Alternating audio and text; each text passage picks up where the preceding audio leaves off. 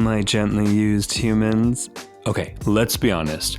How often do we actually stop to define what success means for us, for each of us, right? So many of us are running on autopilot, chasing achievements, collecting gold stars, and yet when we finally reach those milestones, something still feels missing. I can tell you for me, it's been that way for years.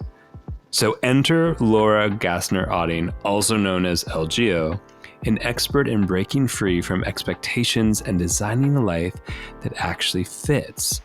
Laura has worked at the highest level of politics, business, and leadership.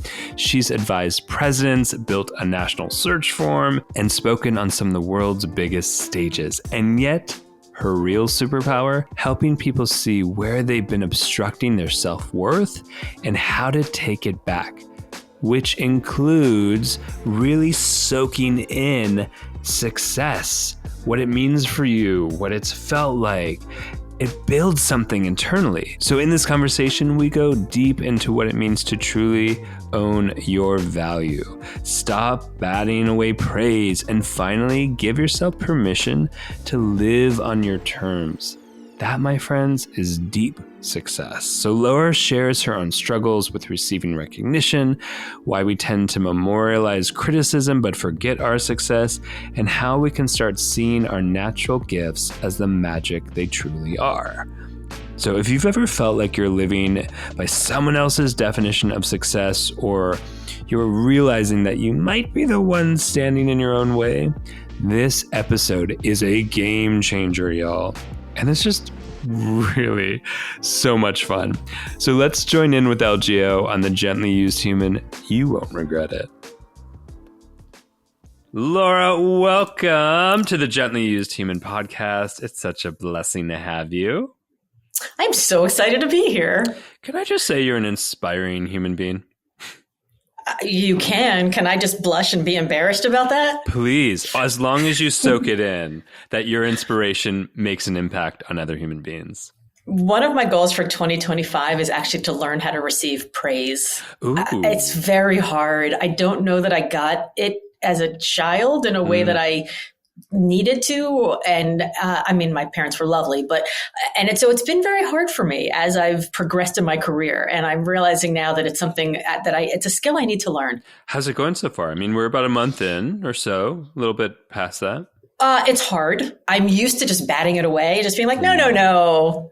Well, I'm just like everybody else. And I am, but also there are things that I do that are better than some people. There are things I do that are worse than some people. And when somebody comes to me and tells me about something, like I had somebody come up to me at the end of last year and she literally started crying. And she said that she read my book and it changed her life. And I didn't know what to do. And I was so awkward and I batted it away. And then afterwards I came home and I told my husband and he said, that was really unkind of you to do that to that person. And I didn't realize that that's what I was doing in my giant, like awkward body. I didn't know how to react. And so I actually talked to my therapist the next day and I was like, okay, this is a really weird thing for a 53-year-old person to come in and ask, but like, how do I let people thank me? Like, how do I receive praise?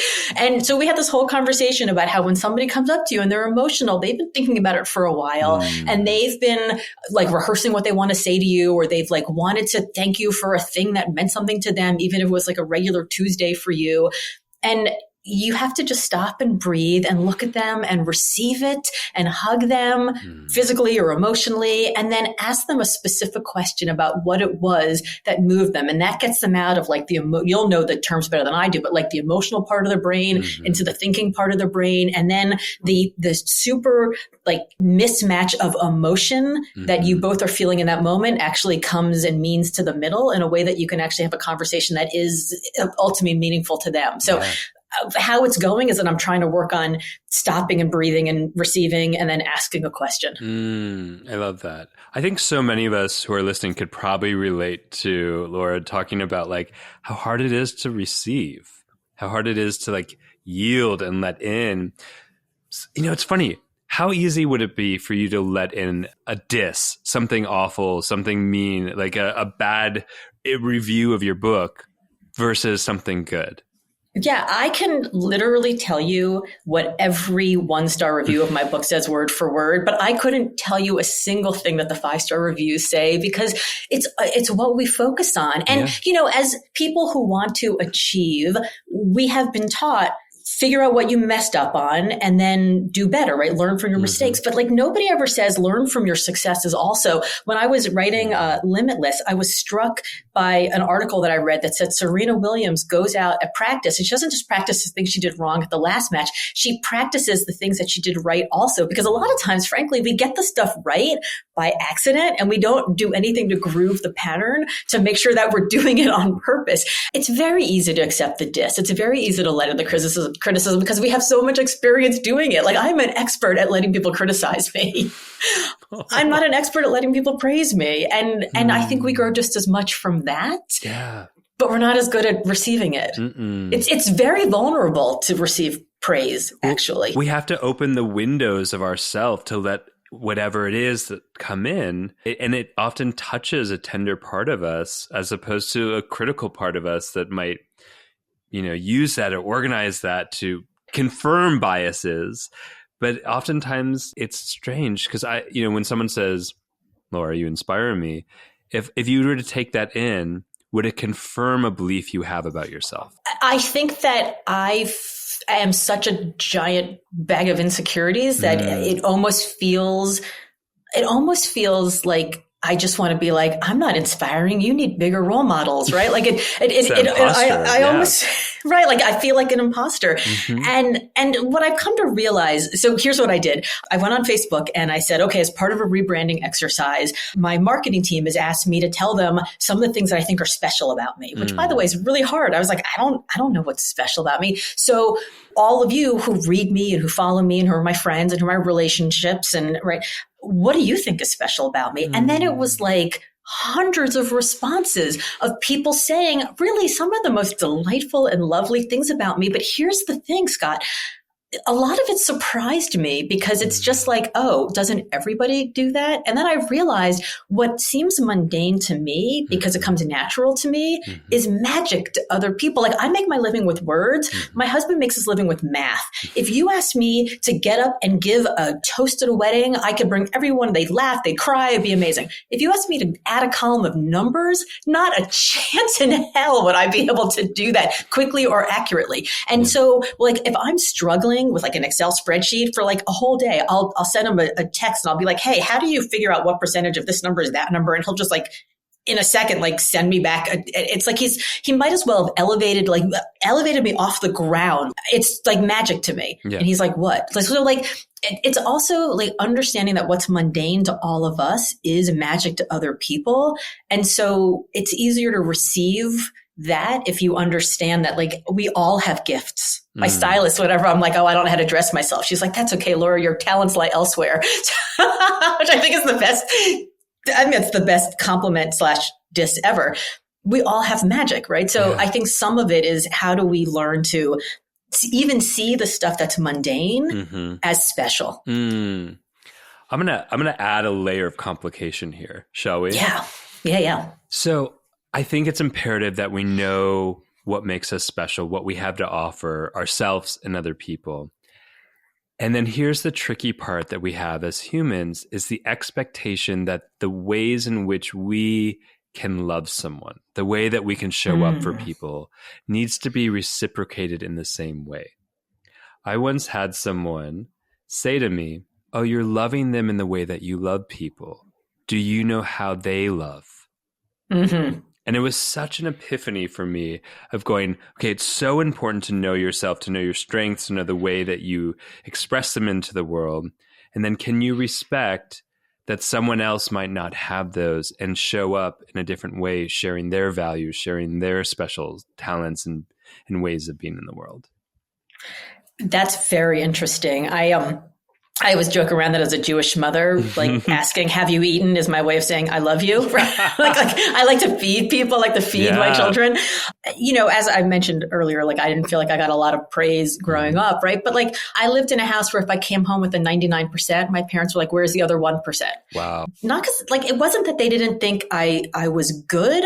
They just believed so much in me that they thought I could get the 100. Their way of saying I love you is you're worthy of the 100. Like why didn't you get that? Whereas I heard you're not good enough. Of course. Right? So that's a perfect example of what you're saying. And I'll go even one more layer to your layer.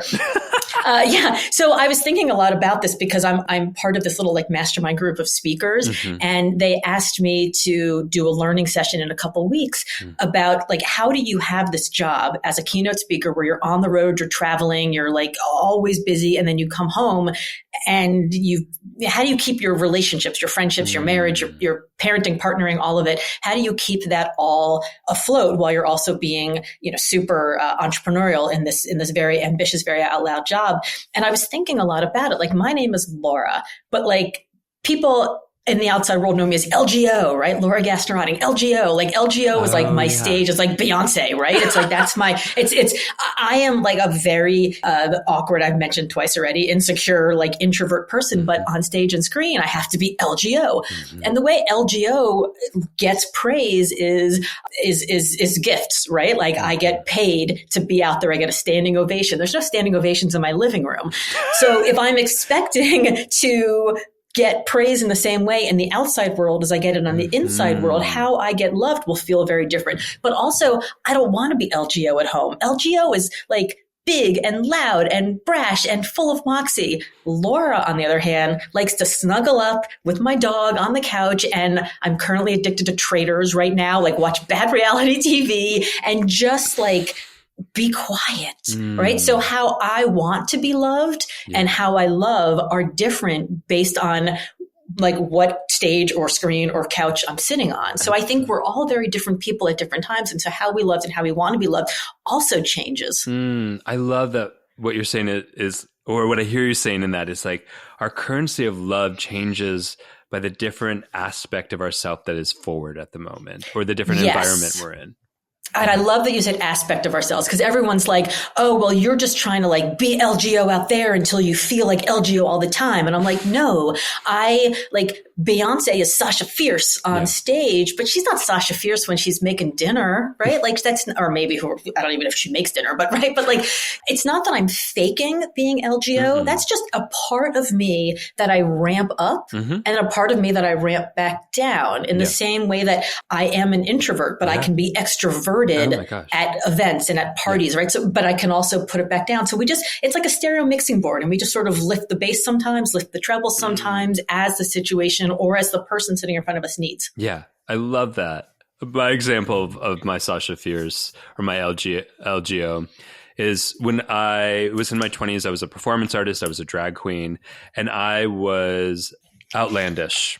We'll just say that. I was bigger than life. I had no fear. And what was your drag name? It was Miss Scott Lyons, because if I was going to get famous for anything, I was just going to keep my name. I had friends who were drag queens who got very famous, and they got famous by their drag name, but they also it was like this hard part for them to how to balance that.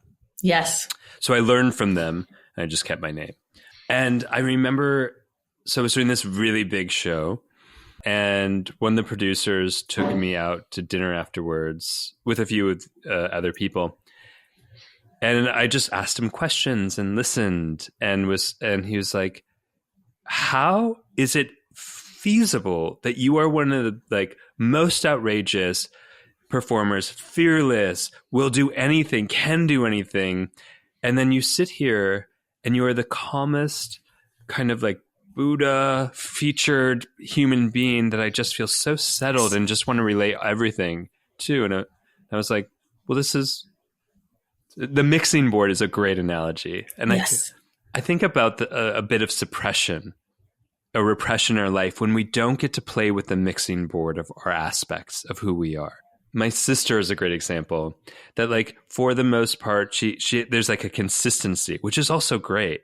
But then you take her into a rage room and it's like a different animal. And she talks about how like there's such a freedom, not just from doing the stuff in the rage room, but letting this aspect of herself have expression. It's an incredible feeling, I think, to get to the edge of your expression, whatever that expression is. I've never done one of those rage rooms, and I think it would be, yes, we should. I think it would be so much fun, because there are moments in life where I just feel like so much like low simmering rage about things, right? Just about like I had a conversation with somebody this morning, a text exchange with somebody this morning where he's doing something sort of innovative in the world in which I live. And I was like, oh, I'd love to know more about that, because I think I could do that with some other people. Like, and we're not even in the same vertical. Like, it wouldn't even be competitive. And he was just very like cagey about his answers. And, you know, he's like, yes, I'd love to answer any questions you have, and I'm only going to give you 10% of the answers. And it was one of those like, my grandfather used to have the expression that when something like, stop pissing on my head and telling me that it's raining, which I think is a great expression, right? Like, don't piss on my head and tell me that it's raining. Like, come on. Like, it's insulting that you think I'm not smart enough to figure it out, that you're just like, so finally I just texted back, like, listen, I totally get it. I'm really interested in what you're doing. I can also sense that you want to hold this close to the vest. That's all right. No harm, no foul, no worries. Like, good luck. I'm really excited to watch. And then all of a sudden he was like, no, I'm happy to answer. Like I think he realized that like, he wasn't getting away with it. And so I just have this like low boil rage sometimes about things like that I just would love to swing a sledgehammer at like a 1978 TV instead of like, you know, actually letting people know. But we're not allowed in this life that often to be at the very edge of our expression. And it's why I think in particular drag is such an incredible art form, because it is so outlandish. It is so campy. Like you never see a quiet, you know, sedate, like just like a drag queen's makeup, right? Like the eyebrows are like halfway up their skull, right? Like everything is bigger. Everything is outsized. And there is so much joy. And then also when you see a drag queen come on stage with a political message on whatever they're wearing, whatever they're saying, it is so heartfelt and deep. Like there's just no gray area. Like I love drag for that. There's no gray area that's in there. And actually in Wonder How I wrote a book. I wrote about a woman who was trying to like get out of this like very quiet, like beige suit, like very boring kind of life. And so she actually went to like learn how to be a drag queen. She wanted to learn how to do it. And so as part of this 6-week course, you like learn how to do the padding and the makeup and all of the stuff. You come up with the name and then you do a performance as the graduation. And with the performance, you get backup dancers. And she was like, you cannot play small when you're out there with like 8-inch heels and 12-inch wigs and backup dancers. And she said, and it just taught her how to be this person that she didn't know how to access without having found that part of her, that personality inside of her. Yeah. My outfits were skimpy to the nth degree. Like for those of you who don't know what a merkin is, it's essentially a wig on your private groin area. I don't know why I'm censoring myself on my own show. It's a vagina wig, all. There we go. And are you nervous about me? Do I seem too prim and proper? No, not at all. I don't think I've ever said the word, well, that's not true. I've had a lot of sex therapists on the show. So we're good. I was going to say, I'm wearing a pussy bow today. Does that count? Thank you, Laura. Thank you for meeting me. It's only because I was doing some TV earlier, so I had to dress like I was doing business TV. I had to dress like an adult person here. I love so that. then we said vagina and pussy, and then at the same here 5 we minutes. are, folks. We're not cancel us if you need to, but we're all good. No, and I was never intimidated. I would wear these wigs and maybe a fur coat and go perform. And I would sing and I would dance, and I could dance in 8-inch heels and do gymnastics at the same time. Like it was a thing. Amazing. And sing live, y'all. I could sing live. I just want to say that. Wow. Where did that, like, how did you never have insecurity? Like, where did that come from? Where did that original, did you always have that as a child? Did you grow up always open and feeling comfortable with who and all of it? No, so insecure. So insecure. I mean, I went through a huge phase of my life where I had a severe eating disorder and was so mortified by being teased about my body and all of that. And there was something about drag gave me this mask Like, or the Sasha Fierce or the LGO, where it's like I got to be an aspect of myself, but it was a character that I could put all of myself in. And that character didn't give a fuck. In fact, the motto of Miss Scott Lyons was "fuck it." Yeah, I love it.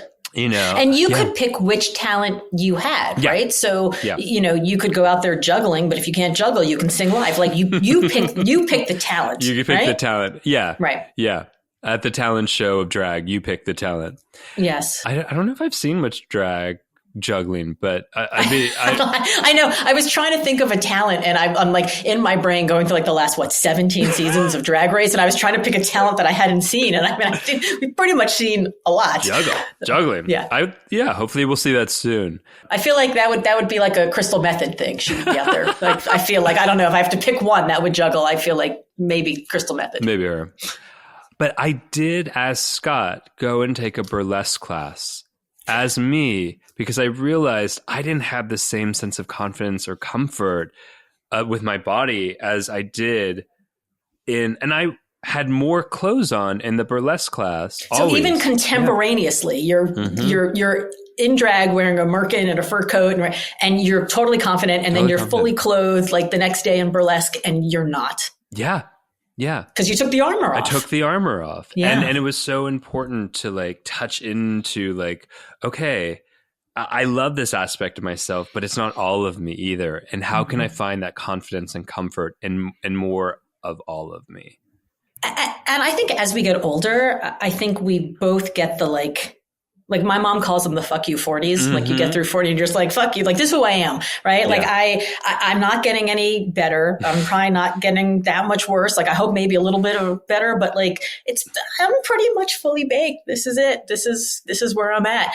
And my friend Erin King is another speaker, likes to say, her grandmother used to say something like, you don't want to be everyone's cup of tea if you can be everyone's shot of whiskey or something, or so, one person shot of whiskey instead of everyone's cup of tea or something like that. Yeah. And I think that's right. I think that there are some people that will love you. Yep. I think that there's some people that will see you. Yeah. And I think there's some people that will love you, especially because they really, truly see you. And I think my goal in life is to just surround myself with people who actually see me and who love me because of or despite that anyway. But are you going to receive that love? I'm working on it. I'm trying. I'm really trying. Good callback. It's hard. It's funny.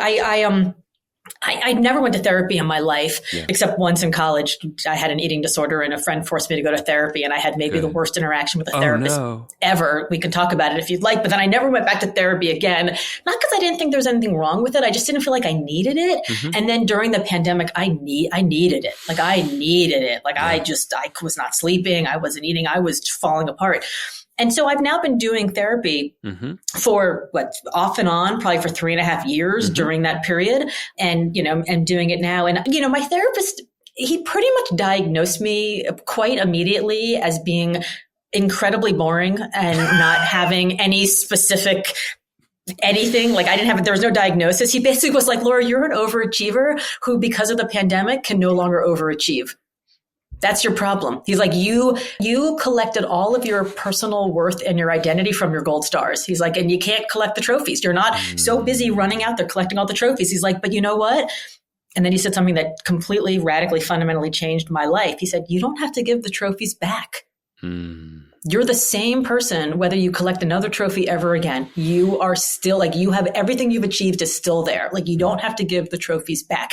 And so it's very funny because I still see him every couple of weeks, but not because I have like a specific thing that we're working on. He's just kind of like my TA in life. Like I'll walk in and I'll be like, I've decided that all anger is actually grief. Let's discuss. And he's like, okay, but then we just talk about that for an hour. Or I'll walk in and I'll say something like, I've realized that narcissism is a term that we throw around, and really what we mean is selfish motherfucker, right? Like there's narcissistic personality disorder, which is like a thing. And then there's just assholes, right? Like, let's discuss. And he's like, okay. So we like have these conversations.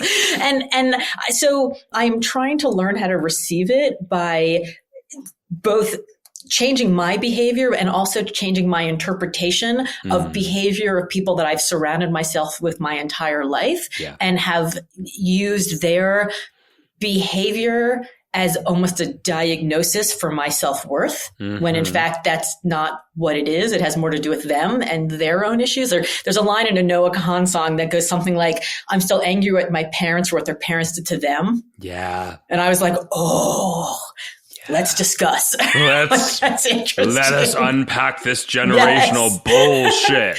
Yeah. I mean, like even the last time I was like, is generational trauma real? And he was like, well, yes and no, right? Like, let's discuss. So that's how I'm trying to receive it. Also, just yes. I mean, I'd love to hear what his no is and counter that argument with a lot of fucking science. Yeah, I mean, what he said is that actual trauma in the DNA has really only been traced to one specific study with one specific species of maybe primates, maybe. I can't remember what the species was. It was like one specific species where they had some type of monkeys, I think, that were in a room and they'd never been outside of that room. And then they introduced an animal that those monkeys are really afraid of, and all the monkeys freaked out, right? Like there was like something in the DNA. He's like, but it's very difficult to actually trace trauma in DNA, but we can trace generational behavior that, passes down. You may be more neurotic because your family survived the Holocaust and they are risk averse and they were always worried, right? So there's behavior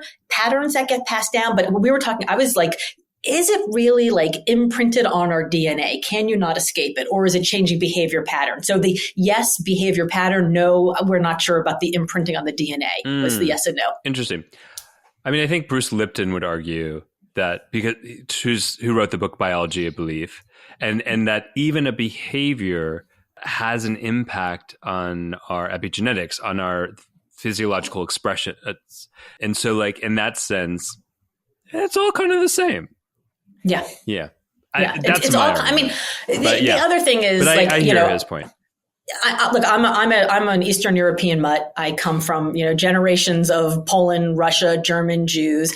I believe that to me, it makes sense that the Jews who escaped the Holocaust, like generations ago, are more entrepreneurial, are risk takers, are maybe smarter, right, than the average human, because they had to do something, and the part of the species that survived had the genes that were more entrepreneurial, that were more risk takers, that had more intuition. So like, I think in those ways, I think that there's sort of generational DNA that's affected.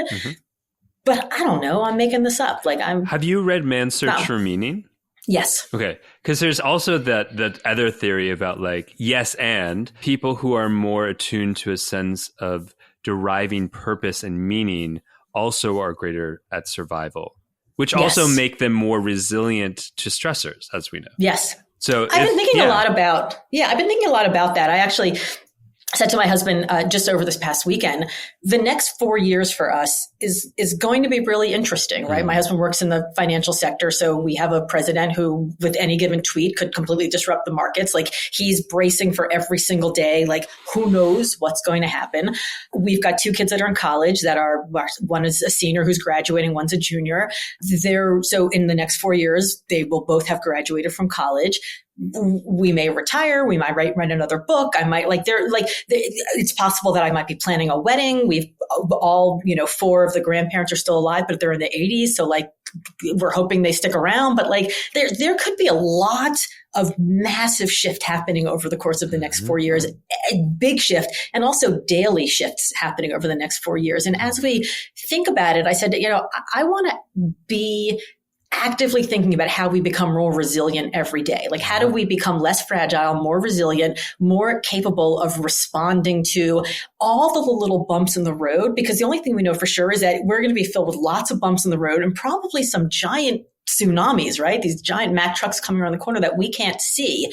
So what do we do every single day to fill ourselves? And some of that's like, don't drink as much, eat better, sleep hygiene, blah, blah, blah. But some of it's just like finding more purpose and meaning in our work and our relationships, being much more intentional with like how we spend time and who we spend time with. And just thinking about that adding that purpose and that meaning is something that I don't know. I was raised in the 70s and 80s. Like, nobody talked about purpose and meaning. It wasn't a thing. It was like, that's hippy dippy shit. But like, that's really, at the end of the day, I think that's all it comes down to. We went out to on New Year's Eve. We always go out to a fancy dinner, my husband and I and our kids. And as the kids have gotten older, we've like now their partners come along. My older son's girlfriend, my younger son's boyfriend. And at the end of the night, we're all like a little bit drunk and like it's all like candlelit and everybody looks beautiful, you know, because it's like this great happy restaurant and our faces are aflame with happiness and candles and all of that.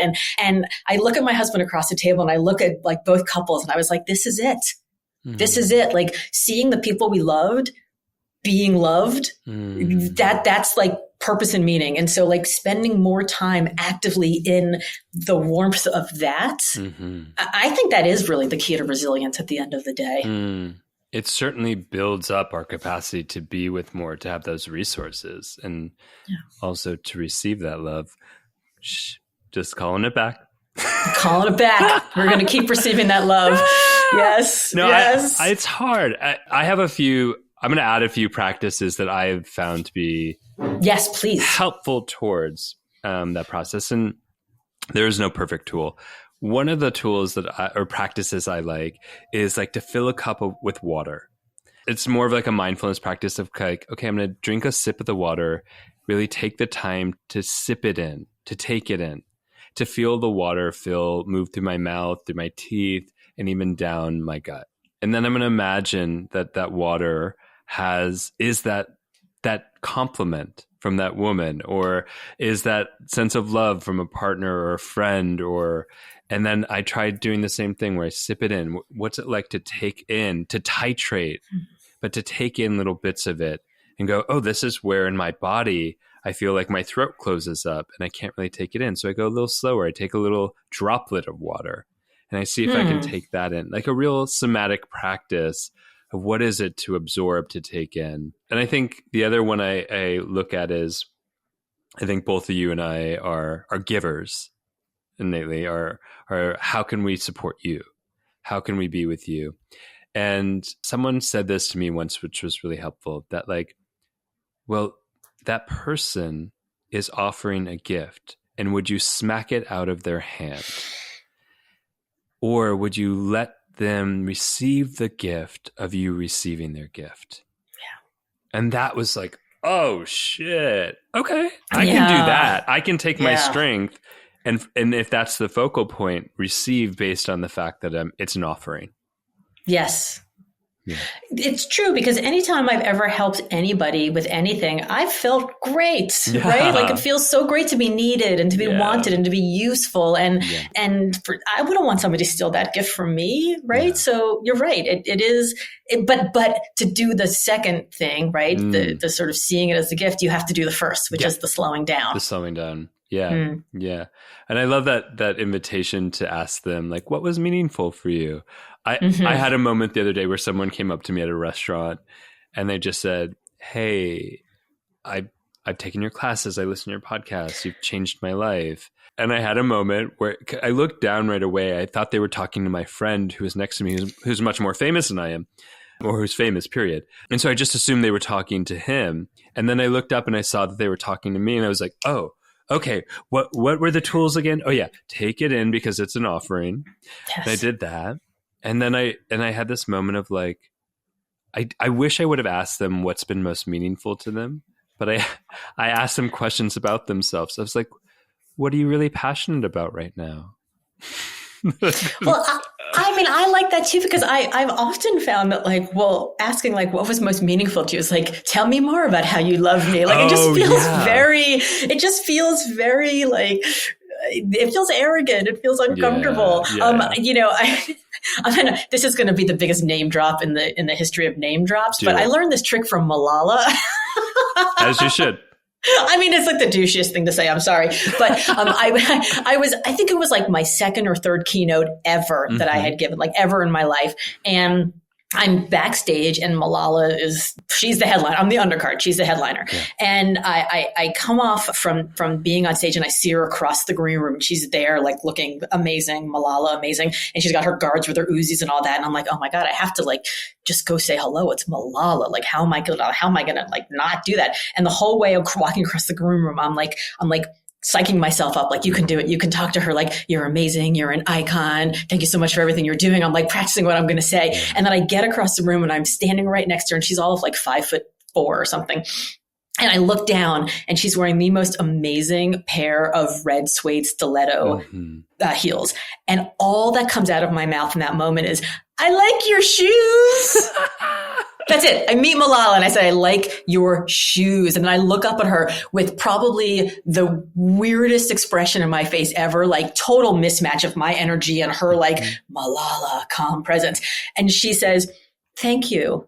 Would you like to take a selfie? Which I think is her way of being like, okay, I'm going to do this. And then there's a beginning, a middle, and an end to our interaction. And she hands me back my phone. And it was like, it's like you go to like a kid's birthday party and they're like, here's your cake, here's your goodie bag, here's your goodbye, right? It was like, there you go. And so just that, like, whatever the process is of like, taking back control of the interaction, whether it's let me take a selfie and get rid of you, which if you're Malala, you can do, and that's great. Or like, tell me about you. Like, what did you learn? What changes have you made? Right? Just something that gets out of the emotional, because I'm a very like thinking person and and the feeling is like very intuitive, but I immediately jump to action. Let's go. Let's move forward. And I think sometimes in my immediate jumping to action, I almost insult the person's process. Like, I insult their growth. I insult their need. I mean, I mentioned like my goal in life is to be truly seen. And yet I'm not truly seeing the people who come talk to me. I was on a train back from New York a few weeks ago and somebody came up she literally ran after me in the parking lot. She's like, oh my God. She's like, I saw you speak a year ago. You're Laura, you're LGU, right? And I was like, hi. Like, I didn't know what to do. It was I'd never been recognized before. It was so strange. Yeah. And yet I feel like I insulted her by not seeing her in that moment. And because the truth is, like, people may recognize us, but it's not about us. Right? It's about them 100%. And their experience what's them seeing themselves through the idea that we gave to them. Yeah. Or feeling some deeper release or connection. Yeah. To themselves. Yeah. Right. Which is, amazing. Yeah. And I say this because it's like, if you're listening, you're like, well, I don't have this experience. Right. Someone has experienced a sense of love or calm or acceptance or something because of you. Every one of us has made an impact on someone else's life. It's the truest thing that we've said up until this point, because everybody is watching everybody else. Like, we all, even if we don't even know somebody's watching us, like people, we all have an effect on other people. Yeah. And I feel like there's a great responsibility in that. Yeah. Right. I think there's a great responsibility of just existing in the world, in community with other people. And like, I think I learn more, like anytime anyone's ever asked me to mentor them about something, I learn more from them than they learn from me every time. So it's funny. Like, it's like we're talking about, like, people recognizing it. It's literally only happened like twice in the last 3 months. Like, it's literally just starting to happen. And it's like a really weird sort of thing. If I had my druthers, I think I'd sit in my living room and write and never leave my house. But you got to get paid sometimes because my bank doesn't take words in exchange for mortgage. So I've tried. Capitalism is funny like that. Capitalism. Strange how that works. Yeah. I think everybody has magic in them. I really do. And I would encourage, like, if anybody who's listening is like, I don't know that if I have that or what makes me special, like, literally go to Facebook and like say, like, have I ever affected you? Is there something that's special about me that you don't think I see? Like, you will be amazed at what people tell you about yourself. It's like, it's actually a great exercise of learning to receive love, I think. Yeah. I want everyone who's listening to do that and then write to Laura and I and let us know how it goes. Like, let us know what you learned about yourself. Let us know what you could receive and are working on receiving with that. Truly. Yeah. Like, so my last book 2 books ago was called Limitless. And one of the things that somebody said was, the thing that they love about me is that I'm limitless, but I'm not fearless. And I'd never thought about it in that way because, like, I'll try anything. Like, I'll go from never having run a mile in my life to learning how to train for a marathon. That doesn't mean it's not hard. It doesn't mean it's not a struggle. It doesn't mean that I'm not in like the low, dark, ugly places. I talk about those things. And so people are like, oh, okay. So like that, but I never understood the value that people put on the fearless part of it, because the fearless part of it is where we all live. It's just that in social media today, all you see is the limitlessness stuff. Like, look at me, like I, dropped out of college and started Amazon in my garage, right? But like, you don't get all of the ugly middle messy that's there. And I think that middle, that's where we are all the time. Like there's a great Eleanor Roosevelt quote that we'd wonder much less about what people thought about us if we realized how seldomly they did, right? People aren't thinking about us. So like you see somebody who's like an overnight success and everything's great for them, but like you didn't see all of the mistakes and the struggle and the difficulty along the way.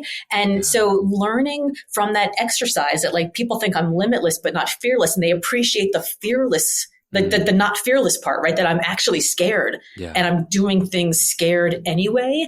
I didn't realize how much that meant to people. And so then I started amping that up more in my writing, like putting up that part of the stereo mixing board. And suddenly what I was putting out into the world became much more resonant. And so just like learning those things about, it's very hard to see yourself. So just like learning those things about what other people see and what other people value in you is a really good exercise for self-confidence, but also for self-awareness. Yeah. Yeah, absolutely. Go do it, y'all. Go do it. And let us know. Go Seriously. do it.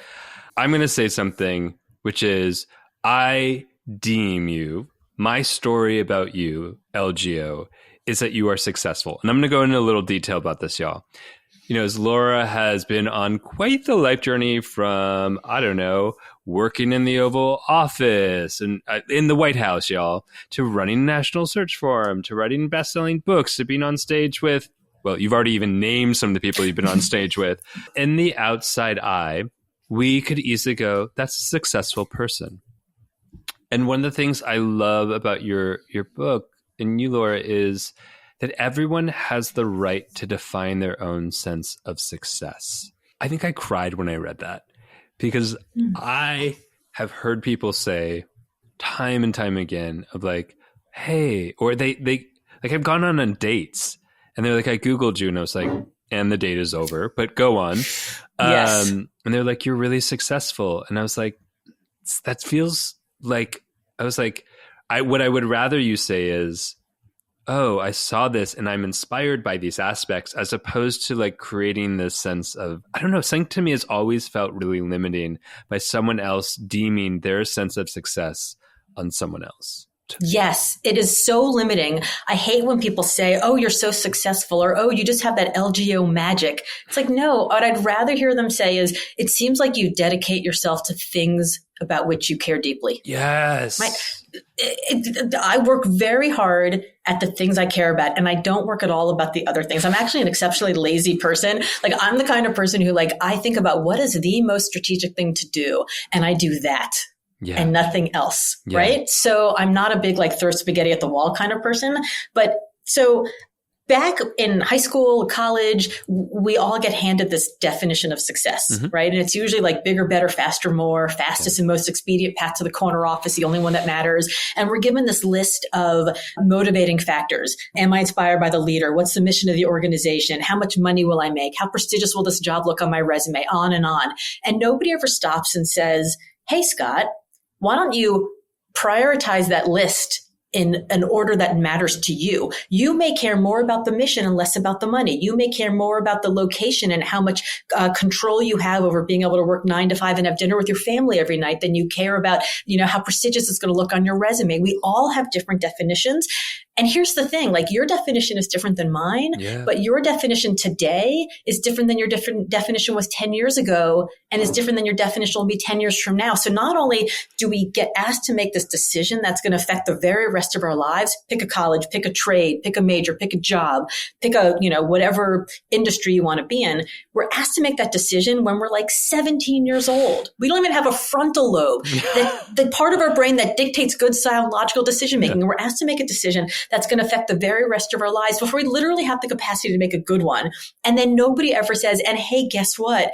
As you get older, as you go through different periods of your life, as you change every age, every phase, every stage, you can change your mind. Yes. You can redefine your own definition. And the problem is that we're so busy giving votes in our lives to people who shouldn't even have voices, that we don't stop and ask, what do I care about? What matters to me? What do I want to work hard for? And so then we're all like in midlife being like, is this all there is? Is this all I am? Like, is this all I get?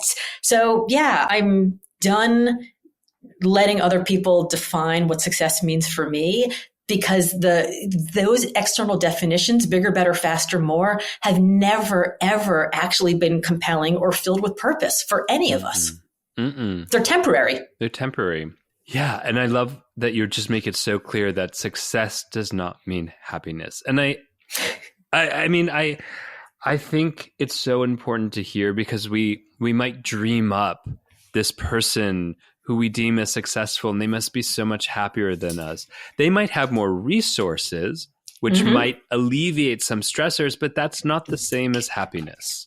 They're just fighting with their partner in a nicer car.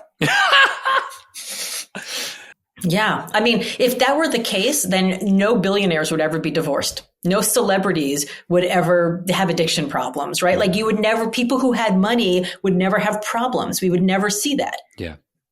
But problems, drama, right? It's an equal opportunity lover. Like it comes to all of us. And so the issue isn't like, I think that we say like, oh, I'm too busy, I'm too stressed. Like, we're not too busy and stressed. We're just too busy doing things that don't matter to us. Nobody who is doing something they love goes, oh, I guess I'm too busy. It's 10 o'clock at night. I better stop this and go to bed. No, they're like into it. They're in flow. Like, flow state isn't you're not too busy. It's that you're so completely absorbed by the thing that you're doing that you don't want to stop. Yeah. It's just that when we're doing things we don't care about to earn money that is going to buy us things that we don't need, that we feel stressed, right? And maybe you're doing things to get the money because you need it, right? Like, everybody's definition is different. I say to people all the time, like, we think purpose has to be preceded by the words higher or lofty. Higher purpose, lofty purpose. Like, if you're literally like not giving the shirt off your back to a poor kid in need, like you're just pushing paper, you're a sellout.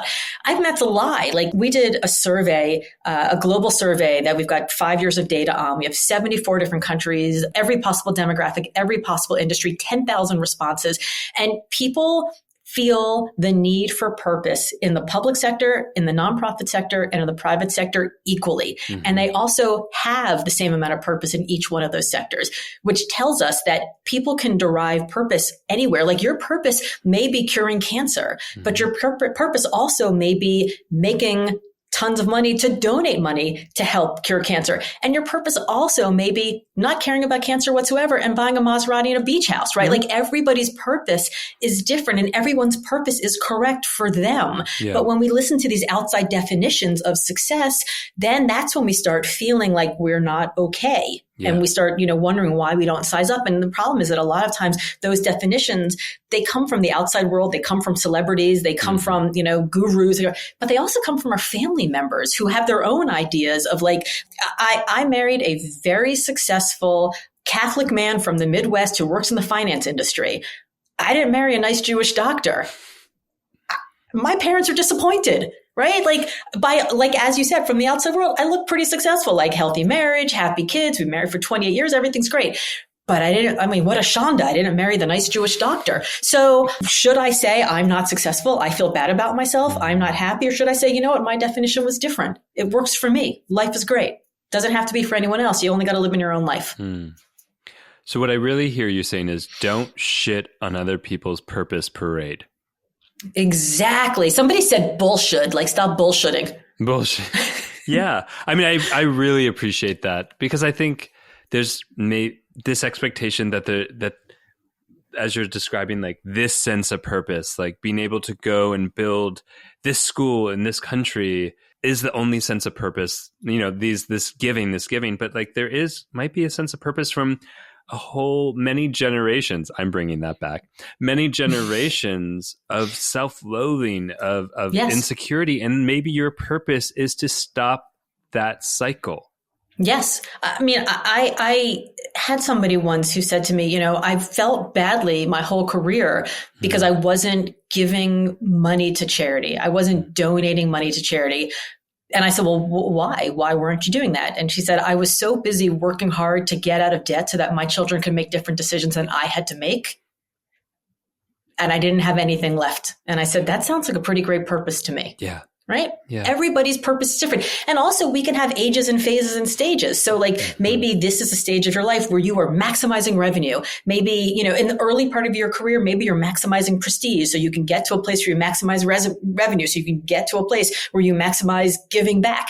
Everybody's definition is different. Everybody's path is different. And, we all feel like imposters because we look at everybody else's path and go, oh, well, look how they did and look how they did. And maybe I should do that. And I'm not good enough.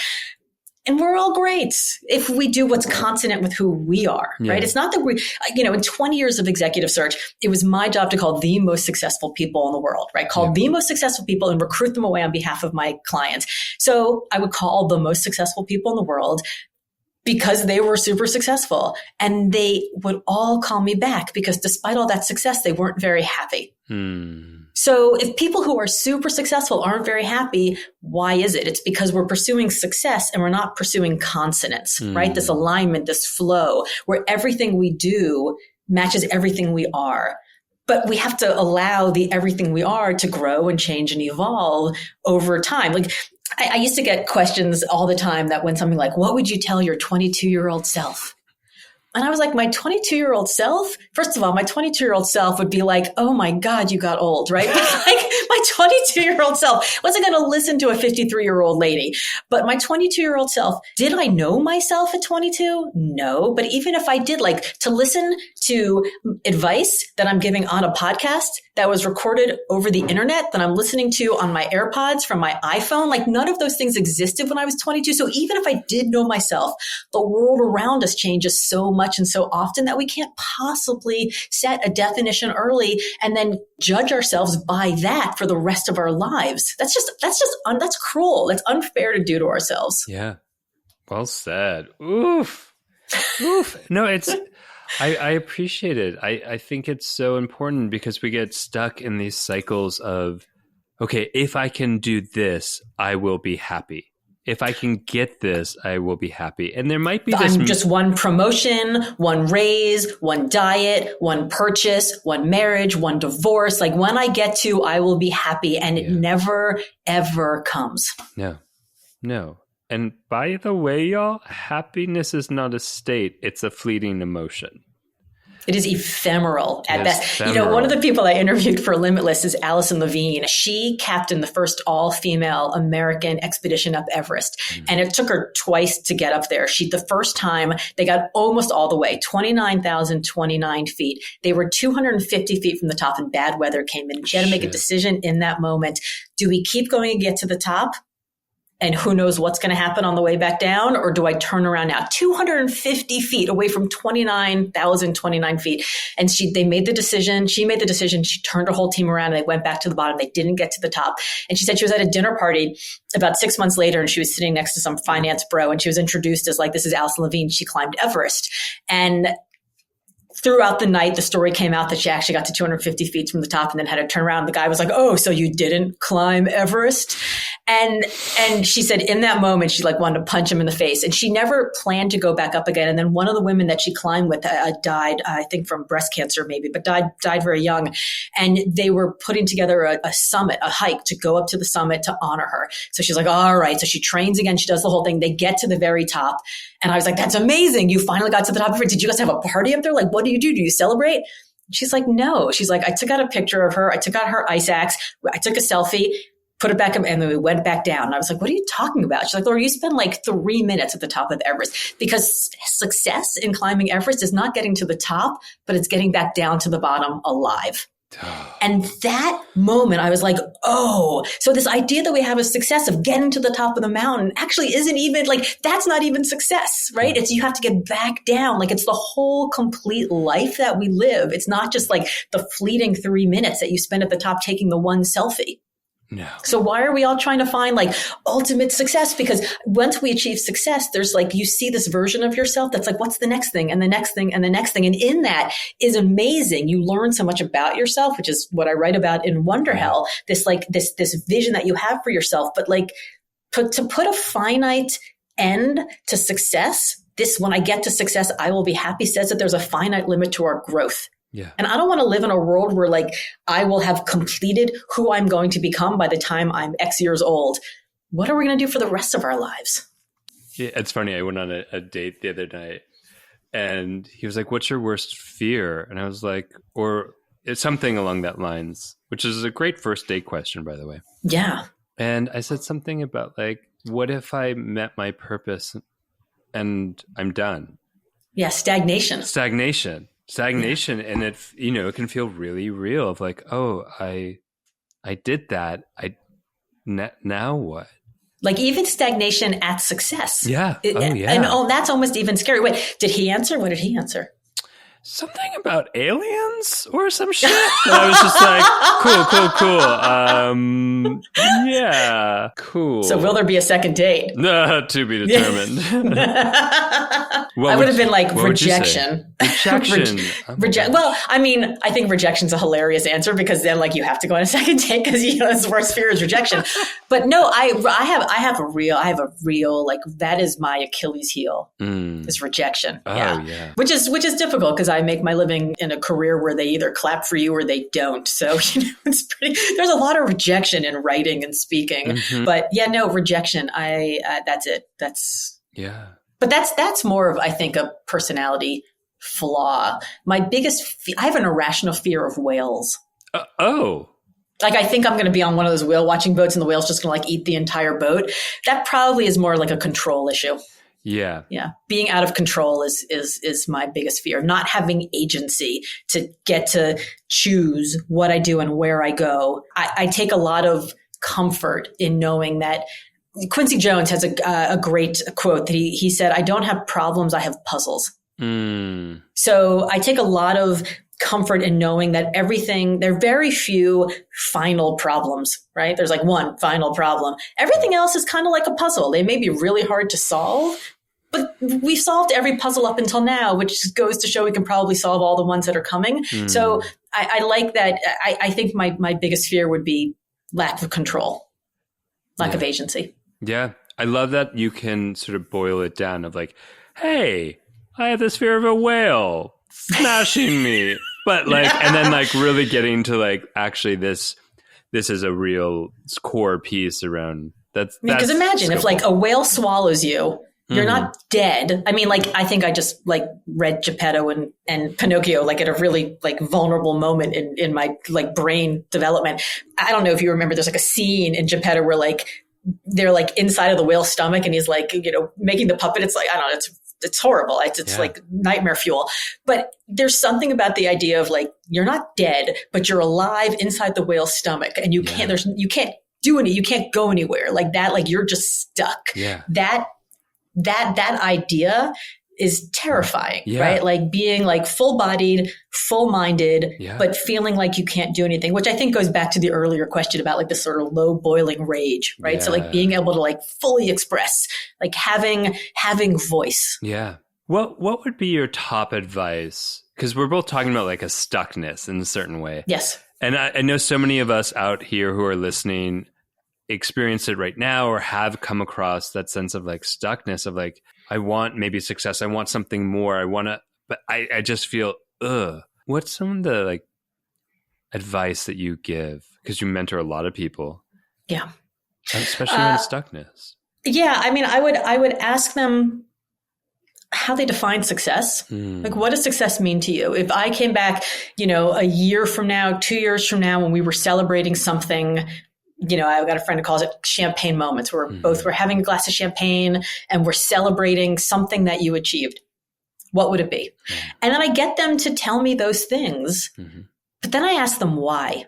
Like, why is that meaningful to you? And sometimes it's, I want to get the raise. I want to get the promotion because I want to buy the house because I, never had security growing up and I want to like have a place that's my own. Okay. That makes sense. Sometimes it's, I want to get the raise. I want to get the promotion because that's the next job, but there's not a reason. Right. So if you keep pushing to the, like, to what end, why does that matter? I think it's, and why does it matter now in particular, right? Why does it matter to you now in particular? So that question of like, what do you want to try for? What is success? And then why are you pursuing it? Because you can't be insatiably hungry for someone else's goals. And sometimes getting unstuck demands that you act in a way that you haven't been able to act before. And the only way that you'll be willing to do that is if you have a drive that actually comes from, an intrinsic drive and not an extrinsic drive. So I try, when I'm trying to help people get unstuck, I try to help them both identify the goal and then also identify the underlying driver. Hot. That's my response. That's hot. No, that's hot. That's hot. No, that's beautiful. And I hope you can really hear some of these approaches as you're going, how am I going to unstick myself from these moments of yeah. So the second thing that I have them do is I have them find a partner in crime, right? And I usually find, I call those people your family members, like your combination of friends and family. Because sometimes I dropped out of law school and I joined a presidential campaign, and then I put my car in the auto train with no money and went to DC and hoped I could get a job in the White House. And then I left the White House and went into executive search. I left this big executive search firm to start my own company. I did a lot of very stick my fingers in my ears and close my eyes and go, la, la, la, la, la. I hope it works out. Right. Yeah. And my parents at every single step were like, are you sure you should do that? Are you sure that's the right idea? Yeah. I had high school friends that were like, I don't know, what is that really going to work? That's too scary. I don't know if you should do that, when what they really mean is that's too scary. I don't know if I can do that. Or, again, my parents, who the last time I lived in the same house with them, again, didn't have a frontal lobe. So they loved me, but they didn't know me. There are a lot of people in your life who love you, but they don't truly know you. They don't know what you really care about. They don't know what you're really capable of doing. They haven't been there day in and day out for the last 5 years or the last 15 years or the last 25 years. So they're making assumptions and decisions and recommendations to you based on A, their own baggage, B, their outdated view of you, and C, different drivers of what actually gives them success and happiness. And so I think once you decide what you actually care about and why you actually care about it, find somebody who does actually know you. From the people that you posted on Facebook, right? Tell me something about me that is great. Who are the people who really truly see you? And then get one or two of them together and just have a little accountability group. Because look, I make my living as a motivational speaker, but I think motivation's BS, because you're never going to wake up every day and be like, I'm going to go do the really hard thing. I'm training for a marathon right now, and it's 5 degrees outside in Boston. I'm not going to go out and run 10, 15 miles by myself in 5 degrees. But if it's -30 and it's blizzarding and I told you I'm going to meet you at 4 a.m., I'm going to show up every single time, because accountability matters. Motivation, I can't wake up every day and dig into the well of motivation and find the spark every single day. I'm tired. I can't do that. I'm old. I'm tired. I got work. I got things to do. So accountability, taking the decision out of it. I know I have to show up on a call with you every Monday morning, even for 5 minutes, and report in on one little teeny step I took that week. I will at least take one single step. And that one single step usually leads into more steps, because momentum builds. Yeah. Beautiful. So what, why, and who? Beautiful. I want everyone who's feeling stuck, or even if you're not feeling stuck right now, but have felt stuck, go in and try those practices. Try this brilliant advice, because y'all, stuckness sucks. Let's get out of it. Fuck stuckness 2025. Sucks. Can I say one other thing about stuckness? Yeah, please. So my favorite study that I quote in Wonder Hell is the coin flip study, and it was done by the Freakonomics guys. Yeah. And it says, people who are stuck and they don't know what to do, they're in the middle of a big decision. Should I look for a new job? Should I get married? Should I get divorced? Should I buy the house? Should I sell my car? Should I move across the country? Whatever, big, huge decisions. They don't know what to do. They're stuck in analysis paralysis. They're getting too many opinions from all the people who have votes who shouldn't have voices. If they flip a coin and the coin says heads, go for it, versus tails, stay where you are, they flip a coin and it says heads, go for it. They report 2 months later saying, I'm no worse off. And 6 months later saying, I'm substantially better off. If the head says heads, go, if the coin says heads, go for it. Here's the kicker. They say 6 months later, I'm substantially better off, even if they report back that it was the wrong decision in hindsight. Interesting. How fascinating is that? And it's because the very process of starting to move, and if you make the decision, you start gathering information, and you figure out what you like, what you don't like. All of that stuff actually goes into future decisions that you make. It puts you in a room you might not be in otherwise. It tells you, what kind of a job you might want to get because you have to earn more money to buy the different house. And it tells you what you actually care about. Everyone's like, follow your passion. Like, that's nonsense advice. Like, follow your passion means like, find your passion, follow it. Everything's going to be amazing. And that tells you the minute things get hard, the minute it's difficult, the minute somebody says no, the minute you get rejected, it's like, oh, this must not be my passion. I should do something else. When in fact, you should invest. Your passion should be hard. It should gut you. It should tear you apart. So you work for it, because isn't your passion worth that? The very process of working for your passion makes you better at your passion. So I love this idea that action beats stagnation. Heads, go for it. Even if it's the wrong decision, you find yourself substantially better off later because you were actually moving towards something, which eventually got you moving towards the right thing. You just motivated the fuck out of me. So you're good at your job. Woo! Woo-hoo! Laura, where can people find more of you and connect with you? Yeah. So as I said, my name is Laura Gassner Otting. My friends call me LGO, and I'm at Hey LGO, HEY LGO on all the socials. Amazing. And people can go anywhere to find your books. Anywhere. Wonderhelm, Limitless, or anywhere fine books are sold. Go read those books and get your lives changed now. Laura, thank you so much for being on the Gently Used team, and we love you. Oh, this was so much fun. This is a highlight of my week. Woo! I love that. Woo! I will take that in. And to all our Gently Used humans out there, we love you. Thank you for listening to the Gently Used Human podcast with Dr. Scott Lyons and friends. Visit gentlyused.com for fun extras. And don't forget to spill the tea and gossip about the show with all your friends and frenemies. And show some love by giving us 5 stars and leaving a review in your favorite apps. This helps us connect with all the other gently used humans out there. Oh, and by the way, you look fierce today.